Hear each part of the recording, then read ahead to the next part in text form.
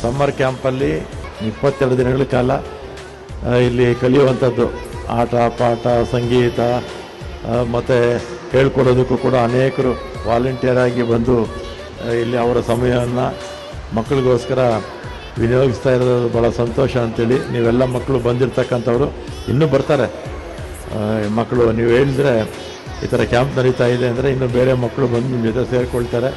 ಇದನ್ನು ಸದುಪಯೋಗ ಮಾಡಿಕೊಳ್ಳಿ.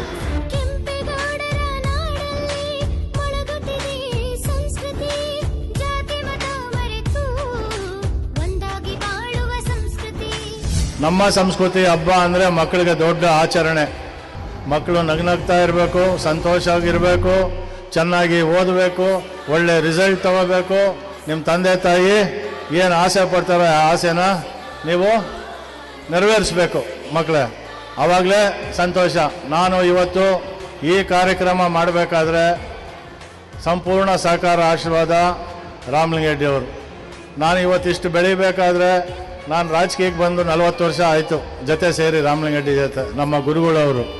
ಇವತ್ತು ಸಂಪೂರ್ಣ ಸಹಕಾರ ಆಶೀರ್ವಾದ ಅವರ ಆಶೀರ್ವಾದದಿಂದಲೇ ನಾನು ಇಷ್ಟು ಬೆಳೆದಿದ್ದೀನಿ. ನಾನೊಬ್ಬ ಬಡವನ ಮಗ. ನಾನು ನಮ್ಮ ತಾಯಿ ಹಾಲು ಕರೆದು ನನ್ನನ್ನು ಸಾಕಿ ಮಾಡಿ ಒಂದು ಸಮಾಜ ಸೇವೆ ಮಾಡ್ತಾ ಇದ್ದಕ್ಕೆ ನನ್ನ ಗುರುತಿಸಿ ಈ ತಿಲಕ್ ನಗರದಲ್ಲಿ ನನ್ನನ್ನು ಒಂದು ಕಾರ್ಪೊರೇಟರ್ ಆಗಿ ರಾಮಲಿಂಗೆರೆಡ್ಡಿ ಅವರು ಮಾಡಿದ್ರು.